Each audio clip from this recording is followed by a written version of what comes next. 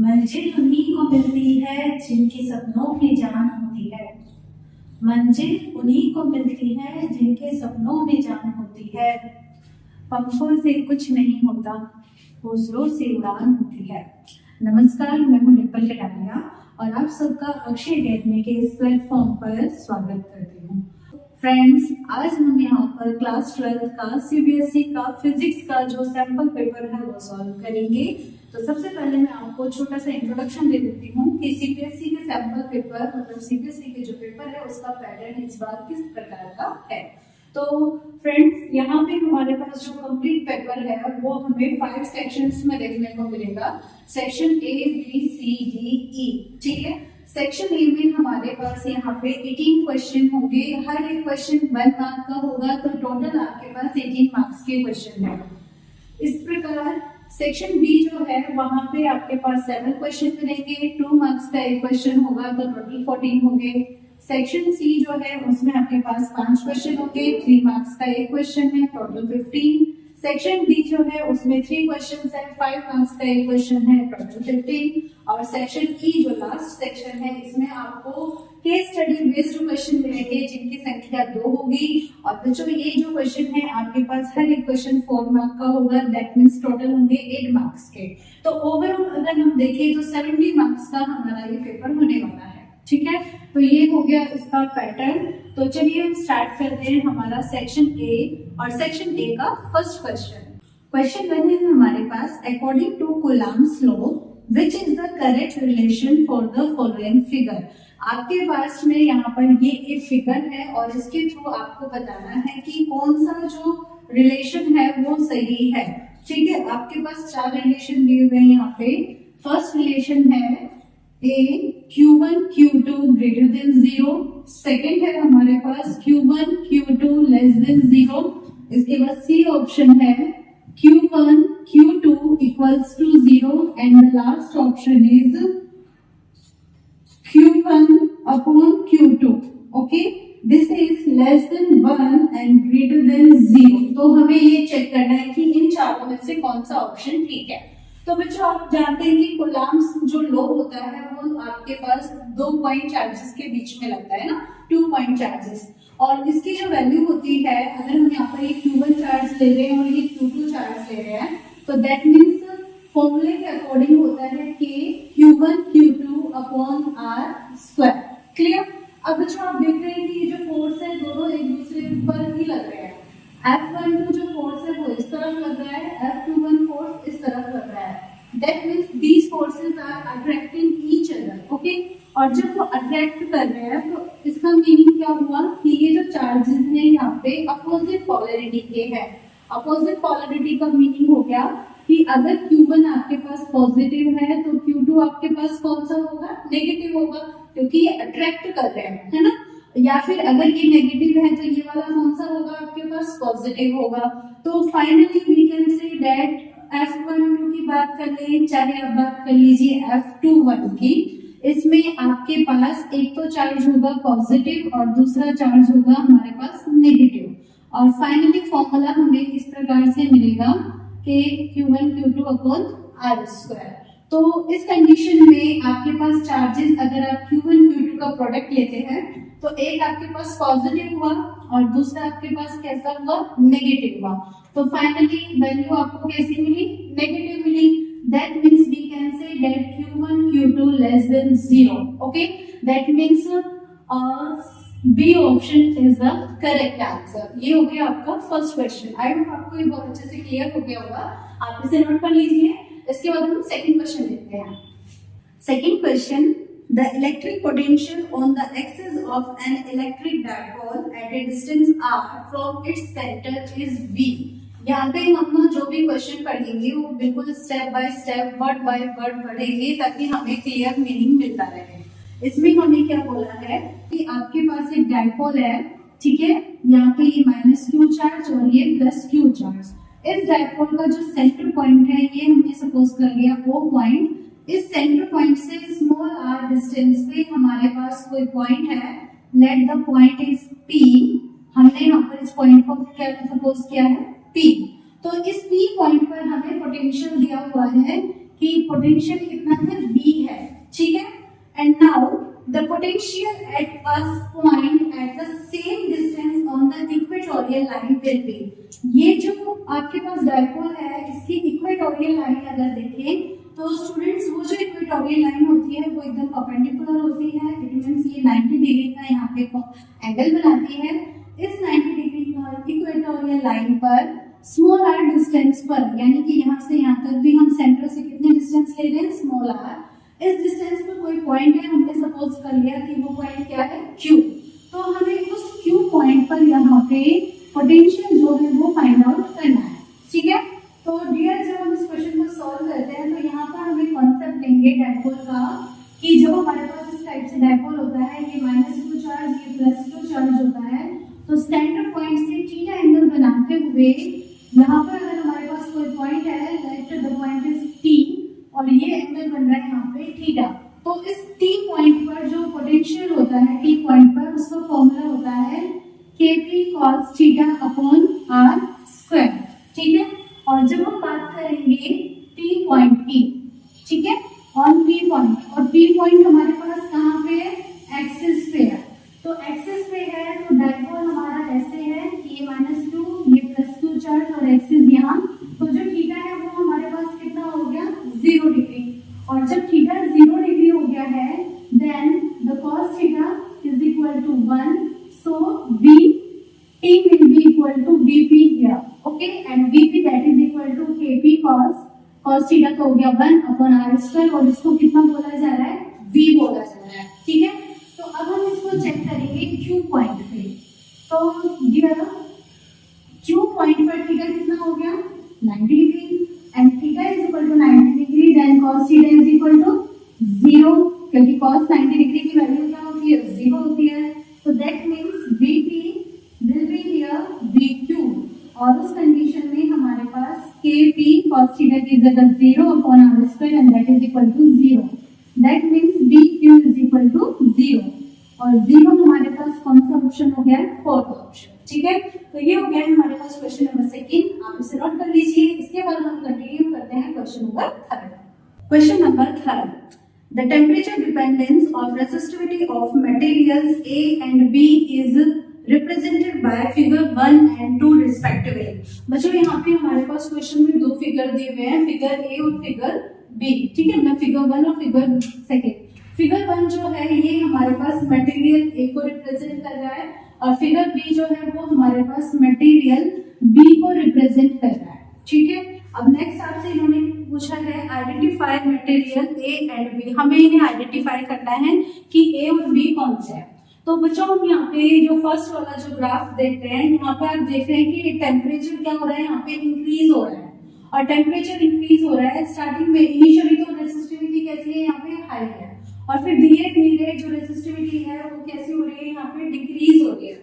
That means temperature increase and resistivity decrease. तो यहाँ पे जो रेसिस्टिविटी है, एक तरीके से आप ये कहेंगे कि ये टेम्परेचर के इनवर्सली प्रोपोर्शनल है, ठीक है। और ऐसा कहाँ होता है, याद कीजिए, देखो टेम्परेचर इंक्रीज हो रहा है, और टेम्परेचर इंक्रीज हो रहा है तो नंबर ऑफ फ्री इलेक्ट्रॉन्स क्या हो रहे हैं, इंक्रीज हो रहे हैं, और number of free electrons increase होंगे तो कंडक्टिविटी, कुछ मटेरियल्स ऐसे होते हैं जिनमें कंडक्टिविटी क्या हो जाती है, इंक्रीज हो जाती है। मतलब जैसे ही टेम्परेचर हाई करेंगे तो पहले तो वो कंडक्टिविटी कम होती है, और फिर धीरे धीरे कंडक्टिविटी कैसी होती जाती है, बढ़ती जाती है। और जब कंडक्टिविटी बढ़ेगी तो रेजिस्टेंस घटेगा, और रेजिस्टेंस घटेगा तो रेसिस्टिविटी भी क्या होगी, डिक्रीज होगी। और ऐसा आपको किस में देखने को मिलता है, सिंपल सा लॉजिक है, ये हमें देखने को मिलता है कहाँ पे, सेमीकंडक्टर में। ये वाला कॉन्सेप्ट कि टेम्परेचर इंक्रीज हो रहा है तो कंडक्टिविटी जो है वो क्या हो रही है, इंक्रीज होगी, और रेसिस्टिविटी डिक्रीज होगी। ये हमें मिलता है सेमीकंडक्टर में, और सेमीकंडक्टर हमारे पास सिलिकॉन और जर्मेनियम होते हैं, या फिर गैलियम आर्सेनाइड वगैरह। लेकिन अगर ऑप्शन को देखें तो ए मटेरियल जो सेमीकंडक्टर है वो यहाँ पे कौन है, जर्मेनियम है। मतलब ए तो हमारा आइडेंटिफाई हो गया है। अब हम बी को चेक करते हैं। बी को देखिए तो टेम्परेचर इंक्रीज हो रहा है, क्लियर, टेम्परेचर इंक्रीज हो रहा है, और जो रेसिस्टिविटी थी इनिशियल तो 0, मतलब जब टेम्परेचर 0 है उस समय रेसिस्टिविटी क्या है, 0 है, और रेसिस्टिविटी 0 है तो कंडक्टिविटी है वहां पे, यानी कि कुछ ऐसे मटेरियल जिनमें टेम्परेचर 0 होने पर भी वो थोड़े बहुत कंडक्टिविटी को रिप्रेजेंट कर रहे हैं, लेकिन अब क्या हो रहा है, टेम्परेचर इंक्रीज होता जा रहा है, तो वो रेसिस्टिविटी भी एक्सपोनेंशियली क्या होती जा रही है, इंक्रीज हो रही है। और रेसिस्टिविटी इंक्रीज हो रही है, दैट मींस कंडक्टिविटी क्या हो रही है, डिक्रीज हो रही है। तो सिंपल सा कॉन्सेप्ट है, temperature increase that means resistivity increase, और यहाँ पर फिर रेसिस्टिविटी वो टेम्परेचर के डायरेक्टली प्रोपोर्शनल हो गई है। अब बच्चों ये हमारे पास ऐसे मटेरियल्स में देखने को मिलता है जो कि क्या होते हैं, कंडक्टर, क्योंकि कंडक्टर में क्या होता है कि जैसे ही आपका टेम्परेचर जो है वो इंक्रीज होता है, ठीक है, टेम्परेचर इंक्रीज होता है, that means number of free electrons goes on increase, वो भी इंक्रीज होते हैं।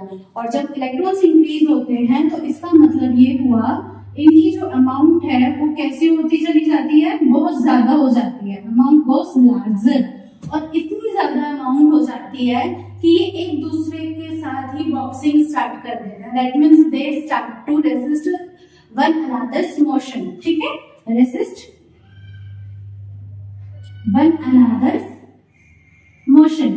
और जब एक दूसरे की मोशन को अपोज करेंगे ये, तो उसका मतलब ये होगा कि जो कंडक्टिविटी होगी वो यहाँ पे कैसी होगी, कंडक्टिविटी डिक्रीज होगी, और कंडक्टिविटी डिक्रीज होगी दैट मींस रेसिस्टिविटी इंक्रीज होगी। तो जैसा कि बताया कि ये किस में होता है, कंडक्टर में, और कंडक्टर हमारे पास यहाँ पे कौन है, copper. So second option is the correct answer, B option is the correct answer, ये आप नोट कर लीजिए। इसके बाद हम लेकर चलते हैं question number 4। Two concentric and coplanar circular loops P and Q have their radii in the ratio 2/3. Loop Q carries a current 9 ampere in the anti-clockwise direction. For the magnetic field to be 0 at the common center, loop P must carry. बच्चों यहाँ पे ये कह रहा है कि यहाँ पर आपके पास दो क्या है, सर्कुलर लूप है, ठीक है, एक तो ये हो गया जैसे कि लीजिए,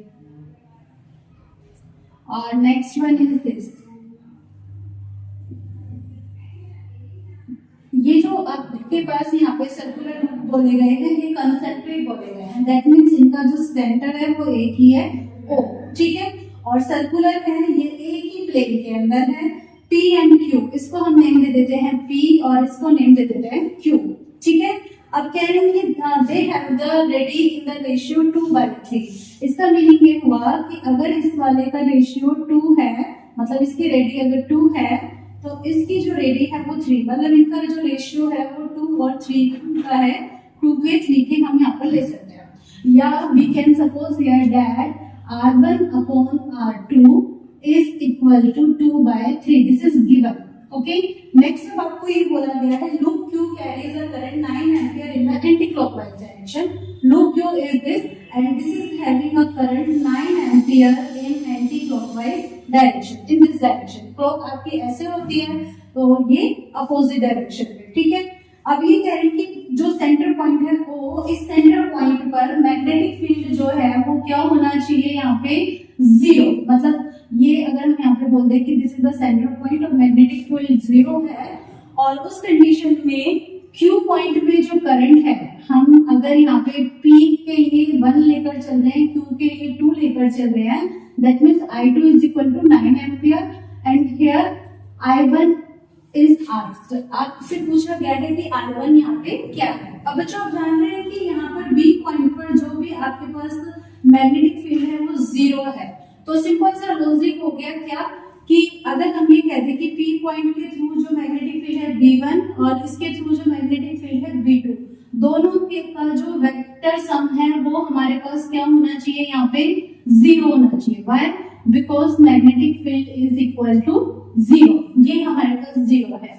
अगर हम इसको आगे कंटिन्यू करते हैं, that means B1 minus B2 is equal to 0, so we can say that B1 is equal to B2, okay, B1 is equal to B2, where B1 is for P loop and B2 is for Q loop। अब जो आप जानते हैं कि जब इस तरीके से आपके पास एक सर्कुलर लूप होता है, उसके थ्रू जब आप मैग्नेटिक फील्ड की वैल्यू कैलकुलेट करते हैं तो फॉर्मूला होता है हमारे पास mu naught I upon 2R, ठीक है।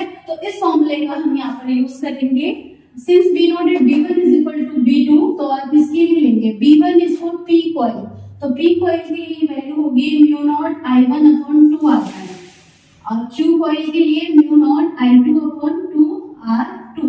म्यू नॉट से म्यू नॉट कैंसिल, 2 से 2 cancel, finally we get I1 upon R1 is equal to I2 upon R2। जो भी वैल्यूज आपके पास है वो अप्लाई कर दीजिए। I1 ये हमें यहाँ पे कैलकुलेट करना है, R1 is equal to 2, I2 is equal to 9 and R2 is equal to 3। ठीक है, आप इसको सॉल्व कीजिए। 3 1 जा 3, 3 3 जा 9 and I1 is equal to 2 into 3 that means 6 ampere. अब जैसे कि मैंने आपको क्या बोला कि ये जो दोनों मैग्नेटिक फील्ड है ये दोनों कैसे होना चाहिए, एक दूसरे के अपोजिट डायरेक्शन में, है ना। तो इसका मीनिंग ये हुआ कि अगर 9 एम्पियर की करंट इस तरफ है तो जो I1 है 6 एम्पियर वो कैसे होगी, इस तरफ होगी and that is clockwise direction. Okay, so 6 ampere in clockwise direction that means fourth option is the correct answer. तो बच्चों ये आपका फोर्थ क्वेश्चन हो गया, आप इसे नोट कर लीजिए। इसके बाद हम फिफ्थ क्वेश्चन लेते हैं। Question number 5, a long straight wire of circular cross section of radius a carries a steady current I। बच्चों यहाँ पे हमारे पास क्या है, एक लॉन्ग स्ट्रेट वायर है और उसका जो क्रॉस सेक्शन है वो किस टाइप का है, सर्कुलर। दैट मीन्स हमने एक वायर को लिया और इस तरीके से हमने सर्कुलर इसको फॉर्म में यहाँ पे रख दिया है। ठीक है, ये सर्कुलर इसका लूप है, क्रॉस सेक्शन है। अब इस सर्कुलर क्रॉस सेक्शन में क्या कह रहे हैं कि इसकी जो रेडियस है वो कितनी है, स्मॉल a है। Okay, and now it is having a steady current I। इसमें जो करंट फ्लो हो रही है वो कौन सी करंट फ्लो हो रही है, I करंट यहाँ पे फ्लो हो रही है। तो दैट मींस इस पॉइंट पे अगर हम देखते हैं तो ऐसे और ये ऐसे, इस तरीके से ये यहाँ पे इसका जो है एक फ्रेम हमें मिल जाता है। ठीक है, अब यहाँ पे आपसे कह रहे हैं the ratio of the magnitude of magnetic field at A point distant a by 2 above the surface of the wire। यानी कि ये हमारे पास इस वायर का सरफेस है, इस सरफेस से हमें a by 2 डिस्टेंस बाहर यहाँ पे हमारे पास कोई पॉइंट है, इस पॉइंट पर हमें मैग्नेटिक फील्ड देखना है कि वो क्या है। हम सपोज कर लेते हैं आउटसाइड है तो हम इसको यहाँ पर b और से डिनोट करते हैं। ठीक है, और साथ साथ में टू इसका जो रेशियो हमें लेना है वो किससे, to that point distant a by 2 below its surface. ये a है तो a by 2 below its surface, यानी कि यहाँ पे ये a by 2 अंदर की तरफ हो गया इस पॉइंट पे। हम इसको यहाँ पे ये अंदर है तो हम इसको यहाँ पे b इनसाइड से शो कर लेते हैं। हमें यहाँ पे बेटा b आउटसाइड और b इनसाइड का जो रेशियो है वो यहाँ पे फाइंड आउट करना है। तो बच्चों जब इस तरह की हमारे पास सिचुएशन होती है कि एक लॉन्ग स्ट्रेट वायर होता है हमारे पास, सर्कुलर क्रॉस सेक्शन का हो गया और इसमें जो करंट फ्लो हो रही है वो हमारे पास कौन सी हो रही है, I फ्लो हो रही है। तो उस कंडीशन में हमारे पास जो आउटसाइड वाला जो मैग्नेटिक फील्ड होता है, ठीक है, आउटसाइड मैग्नेटिक फील्ड, इसका फॉर्मूला हमारे पास होता है mu naught I upon 2 pi r। Okay, ये हमारे पास यहाँ का फॉर्मूला होता है आउटसाइड का। लेकिन अगर हम यहाँ पर देखें हमारे पास r की वैल्यू क्या है, सेंटर पॉइंट से अगर आप देखो तो r हमारे पास यहाँ से यहाँ तक के लिए होगा, आउटसाइड के लिए अगर हम लेंगे तो r जो है ये a और a by 2 का कॉम्बिनेशन होगा। That means we can say a plus a by 2 because यहाँ पे बोला है above the surface of the wire, ये वायर का सरफेस और इससे a by 2 डिस्टेंस अबव बाहर की ओर। तो ये हमारे पास हो गया है 3a by 2। अगर आप इसकी वैल्यू यहाँ अप्लाई करते हैं तो b आउटसाइड आपको मिलेगा mu naught I upon 2 pi a, r की जगह आप अप्लाई करेंगे 3a by 2। 2 से 2 वैल्यू आपकी कैंसिल होगी और ये आपको मिलेगा mu naught I upon 3 pi a। ठीक है, तो आपके पास b आउटसाइड आपको मिल गया है mu naught I upon 3 pi a। तो ये हो गया आउटसाइड। और अब आप बात करेंगे इनर की पोर्शन की, ठीक है, बी इनसाइड। बच्चों इस कंडीशन में जब आप इनसाइड वाला मैग्नेटिक फील्ड आप कैलकुलेट करते हैं तो आपने डेरिवेशन से वैल्यूज जो है वो कैलकुलेट की है अपनी क्लासेस में, तो उसकी वैल्यू हमारे पास ये निकल कर आती है mu naught I r upon 2 pi a square, where a is the radius of circular cross section and r is the distance of point where we have to calculate magnetic field to calculate magnetic field at this point, and this is the A/2 below the surface of the wire. तो surface of the wire हमारे पास यहाँ पे है, centre point से इसकी distance क्या है A। तो अगर हमें यहाँ से सेंटर पॉइंट से इसकी डिस्टेंस चाहिए तो हमें इस कंप्लीट A डिस्टेंस में से इस A/2 को माइनस कर देंगे and we will get here A minus A/2, that means A/2। आप अप्लाई कर दीजिए इसकी value, then you will get B inside is equal to mu naught R की जगह आप रखेंगे A/2 upon 2 pi A square. इसको सॉल्व करेंगे, mu naught i A upon ये 2 नीचे आ जाएगा, 2 into 2 4 हो जाएंगे, 4 पाई A स्क्वायर। A से A will be cancel and here we will get mu naught I upon 4 pi A, and this is the value of B inside. Now we have to calculate the ratio between B outside and B inside. So B outside upon B inside. B outside is equal to mu naught I upon 3 pi A and B inside is equal to mu naught I upon 4 pi A. Mu naught I will be cancelled by mu naught I and pi A will be cancelled by pi A, and finally we will get 4 upon 3. That means the ratio between B outside and B inside is equal to 4 by 3, and that is our option number 3rd. So this is your question number 5. आप इसे note कर लीजिए। इसके बाद हम देखते हैं question number 6। Question number 6, if the magnetizing field on a ferromagnetic material is increased then its permeability is। आपसे ये कह रहे हैं कि जो फेरोमैग्नेटिक मटेरियल है, अगर आप उसका जो मैग्नेटाइजिंग फील्ड है यानी कि H की वैल्यू उसको अगर आप इंक्रीज करते हो तो परमेबिलिटी पर क्या इफेक्ट पड़ेगा, ये आपको बताना है। तो बच्चों 6th क्वेश्चन में you know that the permeability mu is equal to B upon H, ये हमारे पास फॉर्मूला होता है। Now we are saying that H is increasing, H को आप इंक्रीज करते हो तो बच्चा जब आप ये आपके पास कैसा है एक्सटर्नल मैग्नेटिक फील्ड है ना, और जब आप इसको इंक्रीज करते हो तो बी जो है इस पर कोई इफेक्ट नहीं पड़ता, that means it remains same.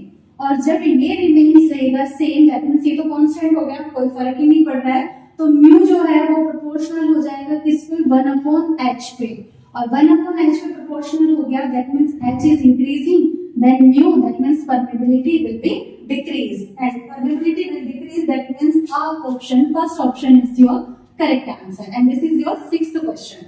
Now we will discuss question number 7। Question number 7 में बच्चों हमारे पास एक डायग्राम है, एक फिगर है, and it is a lovely figure. आप ये देखिए यहाँ पे हमारे पास क्या है, एक कॉइल है और ये कनेक्टेड है यहाँ पे एक बल्ब से, ठीक है जी, एक बल्ब से ये यहाँ पे कनेक्टेड है, एंड इसका कनेक्शन ये दोनों सीरीज कॉम्बिनेशन में है, और यहाँ पे हमारे पास एक एसी सोर्स है जिससे हमने इसे कनेक्ट किया हुआ है। अब इस क्वेश्चन में है an iron core coil is connected in series with an electric bulb with an AC source as shown in figure. यहाँ पे ये जो क्या बोला है एन आयरन कोर कॉइल, इसका मतलब इस कॉइल के अंदर क्या है, यहाँ पे आयरन रखा हुआ है, ठीक है, ये आयरन है और आयरन की यहाँ पे एक बार रखी हुई है, तो ये ऐसे यहाँ पे रखी हुई है। अब आगे क्या कह रहे हैं, when iron piece is taken out of the coil, जब आयरन पीस को हम इस कॉइल से बाहर निकालेंगे दैट मीन्स अब यहाँ पर कोई भी आयरन पीस नहीं है, तो ये एक सिंपल कॉइल यहाँ पे है।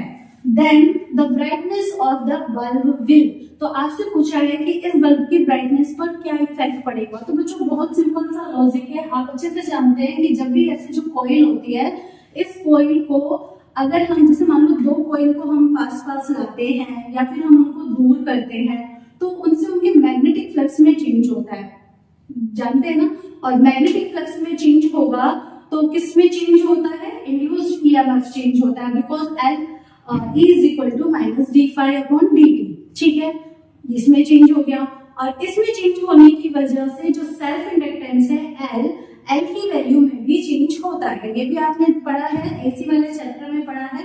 तो इसका मीनिंग ये हुआ कि जैसे कि आपने उस आयरन मटेरियल को क्या किया है, टेकन आउट, आपने उसको बाहर निकाल लिया है, तो जो सेल्फ इंडक्टेंस है वो क्या हो जाएगा, डिक्रीज हो जाएगा।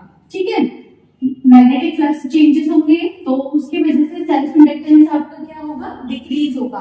और सेल्फ इंडक्टेंस यानी कि इसको आप बोलते हैं एल से डिनोट करते हैं। एल की वैल्यू कैसी हो रही है, डिक्रीज हो रही है। अब देखो आप, एल की वैल्यू डिक्रीज हो रही है तो ओमेगा एल भी क्या होगा, डिक्रीज होगा, बिल्कुल। और ओमेगा एल क्या होता है, this is equal to X L. Impedance, ये हमारे पास इम्पीडेंस के इक्वल होता है, और इम्पीडेंस हमारी कैसी हो रही है, डिक्रीज हो रही है।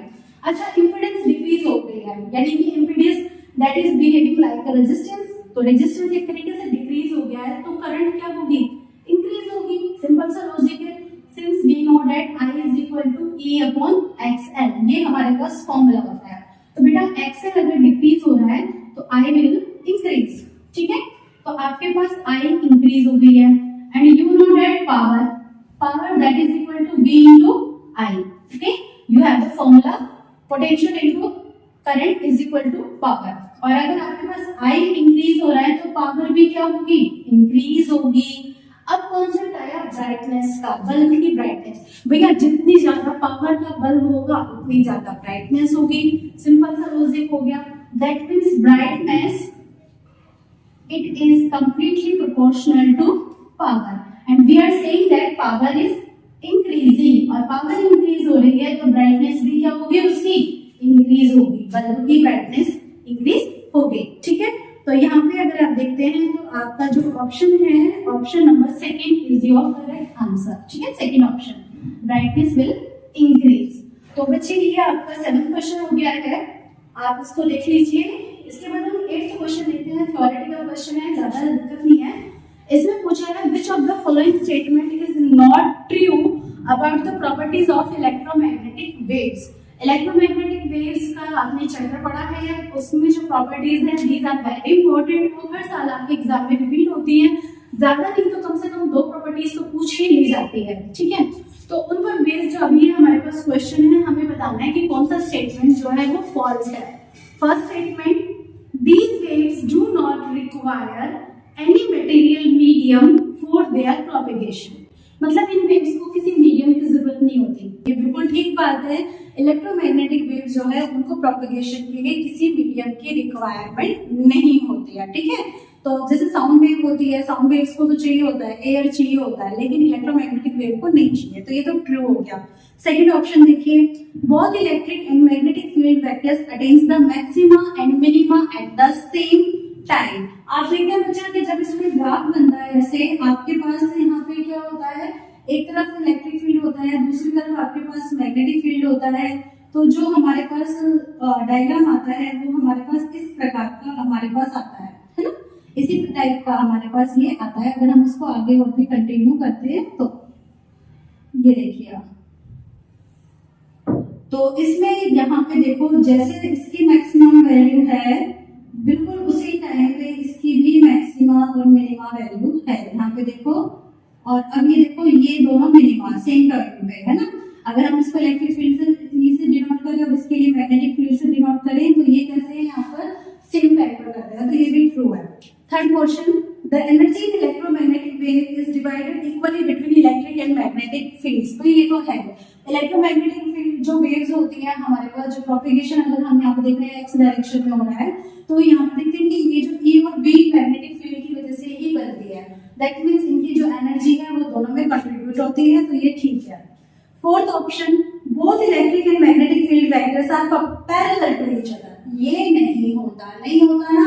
अगर इलेक्ट्रिक फील्ड जो है आपका इस डायरेक्शन में है तो ये इस डायरेक्शन में, और ये दोनों एक दूसरे के कौन से डायरेक्शन में है, मतलब इनके बीच में कितना एंगल है, 90 डिग्री। तो ये पैरेलल नहीं होते हैं, परपेंडिकुलर होते हैं। सो आपका फोर्थ ऑप्शन जो है वो करेक्ट यहाँ पे नहीं है। ठीक है, तो आप इसे नोट कर लीजिए, इस कंप्लीट कॉन्सेप्ट को नोट कर लीजिए। इसके बाद हम लेते हैं question number 9। Question number 9, a rectangular, square, a circular and an elliptical loop। आपके पास बच्चे यहाँ पे 4 टाइप के लूप्स हैं। ठीक है। फर्स्ट आपके पास है rectangular,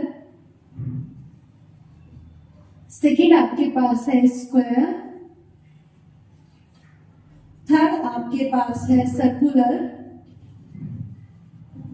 and the last fourth is elliptical. All are in XY plane। ये जितने भी लूप हैं आपके पास XY प्लेन में है, जैसे ये X और ये Y, ठीक है। इस प्लेन में यहाँ पर ये सारे लूप्स जो है रखे हुए हैं, हम वन बाय वन एक एक को डिस्कस करेंगे, ठीक है।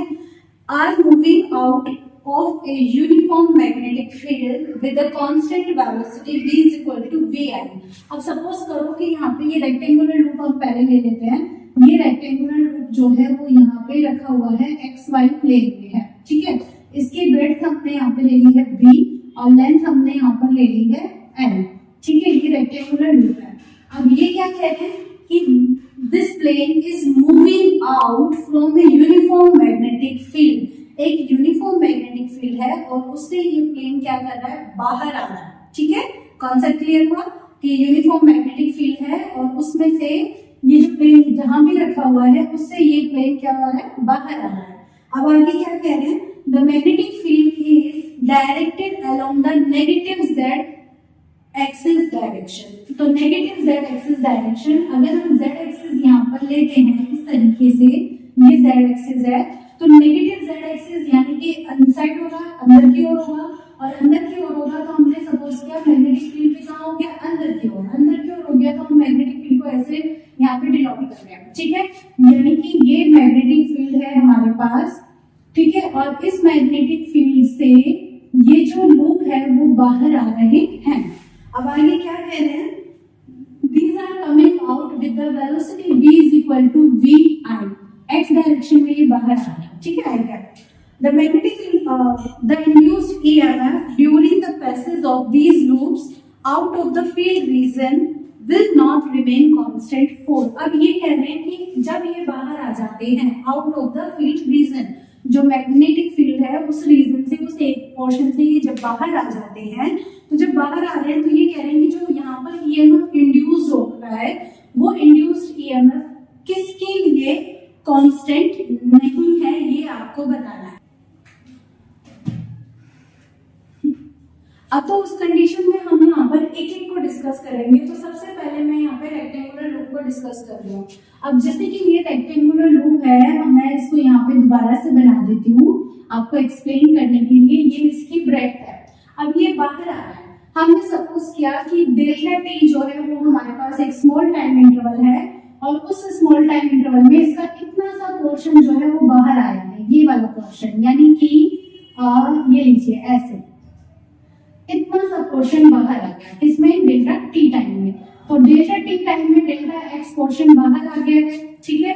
अब यहाँ पे अब कॉन्सेप्ट क्या कि ईएमएफ कैसा रहना चाहिए, कांस्टेंट। अब बच्चों EMF E is equal to minus d phi upon d t होता है, ये आप जानते हैं, अच्छे से जानते हैं ना। और फाई का फॉर्मूला क्या होता है, phi is equal to B dot d A, ये हमारे पास इसके इक्वल होता है।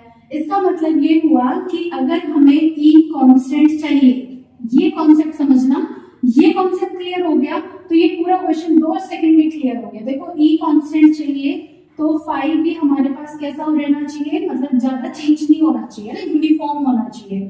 फाई मस्ट बी यूनिफॉर्म, और फाई के यूनिफॉर्म होने के लिए, फाई के एक जैसे होने के लिए बी डॉट ए से है ये। अब बी मैग्नेटिक फील्ड जो है वो तो यहाँ पे कांस्टेंट है, तो इसका मतलब ये हुआ कि जो एरिया है यहाँ पे वो भी कैसा होना चाहिए, यूनिफॉर्म होना चाहिए। यूनिफॉर्म दैट मींस कांस्टेंट होना चाहिए। अगर एरिया कांस्टेंट है तो finally we can say that the induced EMF is also constant. Okay, तो देखो आपने देखा डेल्टा टी टाइम इंटरवल में कितना हो रहा है, डेल्टा एक्स जो पोर्शन है वो बाहर आ रहा है। तो ये कितना एरिया इसका बाहर आ गया, डेल्टा ए देखो कितना बाहर आ रहा है, डेल्टा एक्स हो गई इसकी लेंथ, और ब्रेड्थ तो इसकी कितनी है, बी ही है। So that means b into delta x। और नेक्स्ट अगर आप डेल्टा टी टाइम में देखोगे, नेक्स्ट डेल्टा टी टाइम, तो उसमें भी ये कितना आएगा एरिया, मतलब नेक्स्ट टी टाइम में भी इतना ही पोर्शन बाहर आएगा, उतना ही पोर्शन बाहर आया तो b डेल्टा x। तो ये जो आपके पास एरिया है ये कैसा आ रहा है, यहाँ पे यूनिफॉर्म आ रहा है, यूनिफॉर्म। तो मतलब क्या हुआ कि ये कैसा है, यहाँ पे कांस्टेंट है, ठीक है, ये हो गया कांस्टेंट। तो रेक्टेंगुलर का तो आपके लिए कैसा हो गया, कांस्टेंट। अब आप चेक करेंगे किसको, स्क्वायर को। तो स्क्वायर में भी आपका रेक्टेंगुलर जैसा ही होगा, बस शेप जो है वो थोड़ी सी चेंज हो जाएगी। ये देखिए, अगर हम इसकी शेप यहाँ पे इसकी जो साइड है ए लेंगे तो इसकी भी साइड यहाँ पे ए होगी, ठीक है। और सेम वही कॉन्सेप्ट डेल्टा टी टाइम में देखो, डेल्टा टी टाइम में ये डेल एक्स पोर्शन बाहर आ रहा है बिल्कुल इसी की तरह, तो एरिया क्या होगा, डेल्टा एक्स इंटू इसकी लेंथ, हम यहाँ पे ब्रेड क्या ले रहे हैं, ए, तो इसका एरिया हमारे पास होगा ए इंटू डेल्टा एक्स। और नेक्स्ट डेल के टाइम में अगर आप चेक करोगे बेटा, तो नेक्स्ट डेल के टाइम में भी यही होगा। तो ये भी कैसा है, यहाँ पे यूनिफॉर्म है, और ये यूनिफॉर्म मींस इसका जो ईएमएफ है वो भी कैसा हो गया, यूनिफॉर्म हो गया। और यूनिफॉर्म हो गया यानी कि constant. Induced EMF will be constant for rectangular and square loop both. Okay, now we will discuss about circular loop. अब आप बात कीजिए सर्कुलर लूप की। ये हो गया सर्कुलर लूप। मैग्नेटिक फील्ड के अंदर है, मतलब ये मैग्नेटिक फील्ड के अंदर है, जैसे ये इतना पोर्शन, ठीक है जी। और इस पोर्शन में से अब हमने ये कह दिया कि लीजिए इतना पोर्शन जो है वो बाहर आ गया, ठीक है, इतना पोर्शन बाहर आ गया। तो इसकी हमने यहाँ पे एरिया अगर लेंगे, इनिशियली अगर अब हम देखते हैं, ठीक है, इनिशियली ये पोर्शन को हमने मान लिया डेल्टा एक्स है। लेकिन अब आप देखो, जैसे यहाँ पर तो लेंथ फिक्स थी, ये ब्रेड थी यहाँ पे कैसे कि फिक्स थी, क्या यहाँ पे ये ब्रेड फिक्स है, नहीं ना। इनिशियली अगर आप जैसे यहाँ पे स्टार्टिंग में देखो तो ये यहाँ से यहाँ तक का पोर्शन है, फिर ये थोड़ा बढ़ रहा है, फिर बढ़ रहा है, मतलब इसकी जो विड्थ है, जो ब्रेड्थ है, वो हर बार क्या हो रही है, इंक्रीज हो रही है। तो ये कांस्टेंट नहीं हुई। इसका मतलब ये हुआ कि इनिशियली जो ब्रेड्थ यहाँ पे हम देख रहे हैं वो कितनी है, 0 है। तो और नेक्स्ट टाइम में फिर ब्रेड्थ क्या हो रही है, इंक्रीज होती जा रही है after T time, after delta T time. तो इसकी जो ब्रेड्थ है वो कैसी हो रही है, यहाँ पे इंक्रीज हो रही है, इंक्रीज हो रही है। तो एरिया भी कैसा होता जा रहा है, इंक्रीज, मतलब पहले एरिया कम था और फिर जैसे थोड़ा सा और पोर्शन हुआ, या मान लो नेक्स्ट टी टाइम में कितना पोर्शन बाहर आ गया। अब इतना पोर्शन अगर बाहर आया तो अब देखो ये भी तो लेंथ वेरी कर रही है ना, ठीक है, तो इसका मतलब लेंथ वेरी कर रही है तो एरिया इंक्रीज हो रहा है, that means area is variable. और एरिया अगर वेरिएबल है, ये एरिया वेरिएबल हो गया तो phi will not be uniform, and phi will not be uniform, that means E is also not constant. तो इसके लिए ये कांस्टेंट नहीं है। तो एक तो हमें मिल गया सर्कुलर लूप। और सेम कॉन्सेप्ट आपका इलेक्ट्रिकल के लिए है, क्योंकि इलेक्ट्रिकल की जो शेप होती है बच्चे वो इस तरह की होती है ना। तो अगर आपने इनिशियली ये पोर्शन आपका बाहर निकल गया तो आपने देखा ये तो डेल्टा एक्स है, लेकिन अब देखो पहले लेंथ इतनी सी, फिर उसके बाद लेंथ अगर बढ़ी तो यहाँ से यहाँ तक की लेंथ बढ़ गई, फिर और बढ़ गई, फिर और बढ़ गई। तो मतलब लेंथ जो है वो वेरी कर रही है, और लेंथ वेरी कर रही है तो इसका एरिया भी क्या कर रहा है, वेरी कर रहा है। एरिया वेरी कर रहा है तो ई विल नॉट बी कांस्टेंट, और ई कांस्टेंट नहीं है तो नॉट कांस्टेंट। तो अगर आप इसका ऑप्शन देखिए तो चलिए ऑप्शन देखते हैं। ऑप्शन में हमारे पास the circular and electrical loops, B option will be correct answer, ठीक है, बी ऑप्शन इसका करेक्ट आंसर है। तो बच्चों आज की इस वीडियो में हम फर्स्ट से लेकर 9 क्वेश्चन डिस्कस कर रहे हैं सेक्शन ए का। नेक्स्ट वीडियो में जो कल अपलोड करूंगे उसमें हम फर्दर क्वेश्चन जो है सेक्शन ए के वो डिस्कस करेंगे। थोड़ी छोटी छोटी वीडियोस बना रही हूँ क्योंकि बड़ी वीडियोस से आपको भी परेशानी हो सकती है, थोड़ी बड़ी हो जाती है, देखने में बोरियत हो जाती है। तो चलिए अब मिलेंगे नेक्स्ट वीडियो में। अगर आपको ये वीडियो अच्छी लगी हो, कॉन्सेप्ट आपको क्लियर हो रहे हो, अच्छे से समझ में आ गए हो, तो आप प्लीज इसे लाइक कीजिएगा, कमेंट कीजिएगा, अपने फ्रेंड्स के साथ शेयर जरूर कीजिएगा। Thank you so much for watching this channel.